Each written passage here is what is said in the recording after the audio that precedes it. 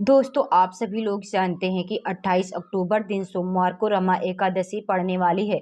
दोस्तों, इसी दिन किया जाने वाला पंडित जी द्वारा बताया गया 5 कनेर के फूल वाला उपाय आप लोगों को जरूर करना चाहिए, क्योंकि दोस्तों यह एक ऐसा उपाय है जो कि इस उपाय को करने के बाद दोस्तों आपको पूरे साल कोई और उपाय को करने की ज़रूरत नहीं है, क्योंकि सबसे बड़ा और सबसे नया यह उपाय पंडित जी ने अपनी अभी की सीहोर की कथा में बताया है। मैं जिस उपाय को आज हम आपको बहुत अच्छे से समझाने वाले हैं, इस वीडियो को देखने के बाद इस उपाय को समझने के लिए आपको कोई और वीडियो को देखने की ज़रूरत नहीं पड़ेगी। तो चलिए दोस्तों, उपाय को शुरू करते हैं। देखिए, रमा एकादशी का दिन इतना खास होता है, इतना महत्वपूर्ण होता है। देखा गया है कभी कभी बड़े बड़े पूजा पाठ अनुष्ठान से जो मनोकामना पूर्ण नहीं होती है, वह रमा एकादशी के दिन एक छोटे से उपाय करने से ही आपकी मनोकामना पूर्ण हो जाती है। और बहुत सारे लोगों ने इस उपाय को किया भी है और उनको इस उपाय को करने का फल भी ज़रूर मिला है। अगर आप लोग भी इस उपाय को रमा एकादशी के दिन करना चाहते हैं तो आप इस उपाय को पहले अच्छे से समझ लेना, सुन लेना, उसके बाद करना। आपको इस उपाय का फल ज़रूर मिलेगा। और इस उपाय को करने से आपके घर में चाहे किसी भी प्रकार की दुख और समस्या क्यों न चल रही हो, आपको उसका कारण भी नहीं पता है कि भाई ये समस्या किस कारण से चल रही है। उसका कुछ भी कारण हो सकता है, जैसे पितृदोष हो सकता है या किसी भी तरह का मंगल दोष भी हो सकता है, और भी बहुत तरह के दोष होते हैं, कुछ भी हो सकता है। पर आपको इस उपाय को करने के लिए अपने दोष को पता लगाने की भी ज़रूरत नहीं है। दोस्तों, सोमवार के दिन इस 5 कनेर के फूल वाले उपाय को आप लोगों को कर लेना है। दोस्तों, अब हम समझते हैं कि इस वाले उपाय को हमें करना कैसे है। तो दोस्तों, सबसे पहली बात हम समझते हैं कि यह 5 कनेर के फूल वाला जो उपाय है, ये उपाय करना किसको है। तो देखिए, यहाँ पर सीधी सी ये बात है कि ये 5 कनेर के फूल वाला जो उपाय है यह किस लिए किया जा रहा है। या मनोकामना को पूर्ण करने के लिए किया जा रहा है, या आपके जीवन में जो दुख और समस्याएं हैं, परेशानियां हैं, उनको दूर करने के लिए किया जा रहा है। आपका कोई बड़ा काम नहीं जो कि नहीं हो पा रहा है, आप उसके लिए इस उपाय को कर सकते हैं। तो सीधी सी ये बात है कि आप अपनी किसी भी प्रकार की मनोकामना के लिए इस वाले उपाय को कर सकते हो। तो यह उपाय वह व्यक्ति कर सकता है जिस व्यक्ति को किसी भी प्रकार की मनोकामना भगवान शिव जी से पूर्ण करवानी हो। और अगर कोई भी माताएं बहनें जो हैं अपने घर की सुख और शांति के लिए, घर में धन समृद्धि को बढ़ाने के लिए ये वाला उपाय करना चाहती हैं, तो घर की जो बड़ी माताएं बहनें होंगी वह इस 5 कनेर के फूल वाले उपाय को विशेष रूप से करें, क्योंकि माताएं बहनें घर की लक्ष्मी होती हैं। और जब घर की लक्ष्मी कोई विशेष उपाय करती है तो उसका फल बहुत ही जल्दी मिल जाता है और बहुत बड़ा होकर मिलता है। अन्यथा इस उपाय को कोई भी व्यक्ति कर सकता है, चाहे वो बड़ा हो, चाहे वो छोटा हो, चाहे वो बच्चा हो। जिस व्यक्ति को ये 5 कनेर के फूल वाला उपाय समझ आ गया, वह व्यक्ति इस 5 कनेर के फूल वाले उपाय को दोस्तों सोमवार के दिन जरूर करें, क्योंकि उसको इस उपाय का फल बहुत ही जल्दी मिल जाएगा। क्योंकि दोस्तों, सोमवार के दिन भगवान शिव जी बहुत आसानी से प्रसन्न हो जाते हैं।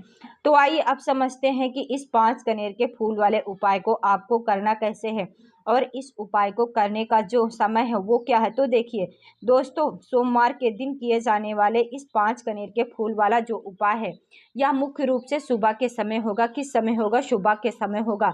आपको कोशिश यही करनी है कि सुबह के समय हम इस 5 कनेर के फूल वाले उपाय को कर लें।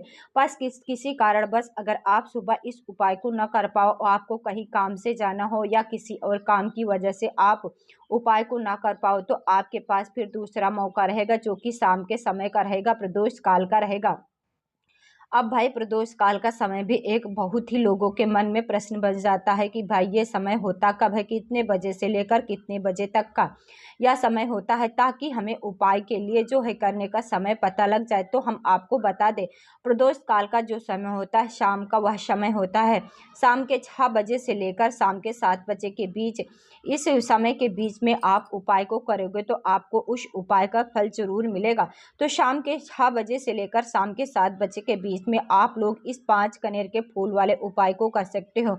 तो भैया बहुत सारे लोग यहाँ पर यह भी प्रश्न ज़रूर करेंगे, भाई हम तो अपनी नौकरी पर जाते हैं, हम अपनी ड्यूटी पर जाती हैं और आने में देर हो जाती, तो उस जगह पर हमें क्या करना चाहिए। तो देखिए, टेंशन लेने की ज़रूरत नहीं। अगर आप लोग इस उपाय को शाम के समय प्रदोष काल में कर रहे हो, अगर आप आने में देरी भी हो जाती है और आपको 7 बजे आप नहीं पहुंच पाते हो, तो भाई 7 या रात 8 बजे तक भी अगर आप उपाय को करोगे तो भी चलेगा। अगर इससे भी थोड़ी देरी हो जाती तो भी आप उपाय को कर सकते हो, क्योंकि रमा एकादशी का दिन, यह दिन बहुत कम आता है पूरे साल भर में। इसलिए जब आपको मौका मिल जाए इस उपाय को ज़रूर कर लेना। कोई भी उपाय हो कभी भी कर सकते हो। सोमवार के दिन बस कोशिश करना कि समय के थोड़ा मतलब अंतर्गत ही कर लो। अगर ना कर पाओ फिर थोड़ी देरी से भी कर सकते हो, उपाय का फल जरूर मिलेगा। भगवान शिव जी बहुत ही ज़्यादा प्रसन्न मुद्रा में होते हैं सभी भक्तगणों से जो उनको प्रसन्न करते हैं। अब हम यहाँ पर समझते हैं कि आपको उपाय कैसे करना है। सबसे पहली चीज़ दोस्तों 5 कनेर के फूल वाला उपाय है। तो 5 कनेर के फूल हमको लाने पड़ेंगे। तो 5 कनेर के फूल आप लोग कनेर से तोड़ कर ले आइएगा। फूल बहुत आसानी से मिल जाते हैं, इन फूलों को आपको खरीदने की भी ज़रूरत नहीं पड़ती है। तो आपको क्या करना है, मात्र 5 कनेर के फूल लेकर आना है। 5 कनेर के फूल लेकर आने के बाद दोस्तों रमा एकादशी के दिन प्रातःकाल सुबह सुबह क्या करना है, आप लोगों को इन 5 फूलों को साथ में लेकर मंदिर जाना है। किस मंदिर में जाना है, शिव जी के मंदिर में जाना है।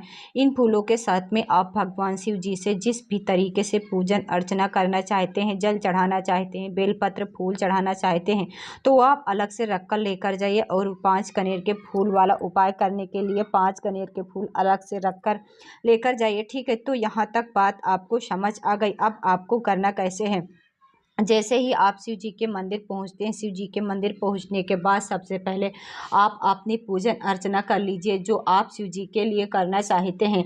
जैसे कि 1 लोटा जल चढ़ाना चाहते हैं तो वो चढ़ा दिए। अगर बेलपत्र फूल वगैरह अलग से लेकर आए हैं और चढ़ाना चाहते तो वो चढ़ा दिए, और कुछ नहीं लाए हैं तो सीधा आप उपाय करना शुरू करिए। अगर कुछ सामग्री लेकर आए हैं तो भाई सबसे पहले अपनी पूजन अर्चना शिव जी पर कर चढ़ा दें। उसके बाद में क्या करना, शिव जी के पास में थोड़ा से आना है और अपने वह 5 कनेर के फूल वाला उपाय आप लोगों को निकाल लेना है। 5 कनेर के फूल निकालने के बाद दोस्तों क्या करना, वो ध्यान से सुनो। 5 कनेर के फूल हैं तो 5 जगह पर चढ़ाए जाएंगे। वो 5 जगह आपको विशेष रूप से सुननी चाहिए, क्योंकि वही वो 5 जगह हैं जहाँ पर आपको ये कनेर के फूल चढ़ाना है और अपनी मनोकामना भी जरूर पूर्ण हो जाएगी। उस स्थान के बारे में हम आप लोग जानते हैं। दोस्तों आपके पास 5 कनेर के फूल है। 5 कनेर के फूल में से सबसे पहला वाला जो कनेर का फूल होगा वो आप लोगों को सबसे पहले भगवान शिव जी की शिवलिंग के ऊपर जो गणेश जी का स्थान रहता है। अब बहुत सारे लोग कहेंगे कि भाई गणेश जी का स्थान कहाँ पर रहता है।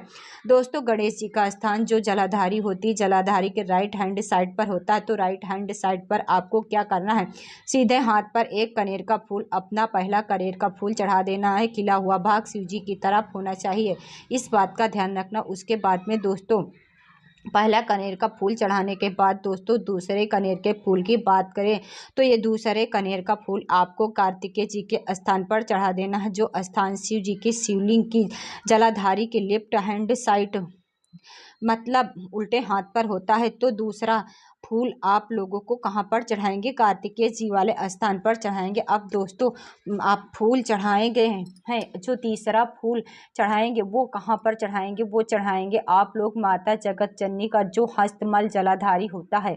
जलाधारी के बीचों बीच में माता अशोक सुंदरी जी का स्थान होता है। तो आपको क्या करना है, उस माता अशोक सुंदरी जी वाले स्थान पर अपना तीसरा फूल समर्पित करना है और खिला हुआ भाग शिवलिंग की तरफ करके ही रखना है। तो आपको अपना तीसरा फूल भी वहाँ शिवलिंग के ऊपर समर्पित कर देना। अब दोस्तों बात करते हैं चौथे फूल की। जो चौथा फूल आपको कहाँ पर चढ़ाना है, इस चौथे फूल को आपको चढ़ाना है जो शिवलिंग होती है, शिवलिंग का कटी भाग होता है या माता जगदम्बा जी का मस्तमल रहता है, मतलब शिवलिंग के कटी भाग के साइड में जलाधारी के ऊपर आप अपना ये चौथा फूल रख सकते हैं।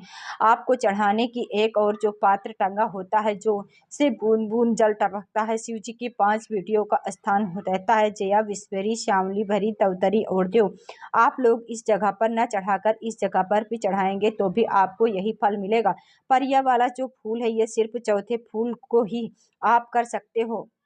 चौथे वाले फूल या तो माता जगत जी के हस्तकमल पर चढ़ा दो या तो शिव जी की 5 बेटियां ऊपर टंगी हो मतलब ऊपर रहती हैं जिससे जल टपकता उसके अंदर भी आप लोग डाल सकते हो। तो यहाँ पर आपके 4 कनेर के फूल तो चढ़ गए हैं। उसके बाद में दोस्तों आखिरी फूल के बारे में जो बात करते हैं, जो आखिरी वाला जो फूल है ये स्वयं भगवान शिव जी की शिवलिंग के ऊपर चढ़ेगा। और जब आप लोग ये वाला फूल भगवान शिव जी के शिवलिंग के ऊपर चढ़ा देते हो तो चढ़ाने के बाद में दोस्तों आपको करना, आप लोगों को अपनी मनोकामना भी भगवान शिव जी से बोल देना, क्योंकि आपकी जो मनोकामना भगवान शिव जी जरूर पूर्ण करेंगे। दोस्तों आपका उपाय यहाँ पर पूर्ण हो जाता है।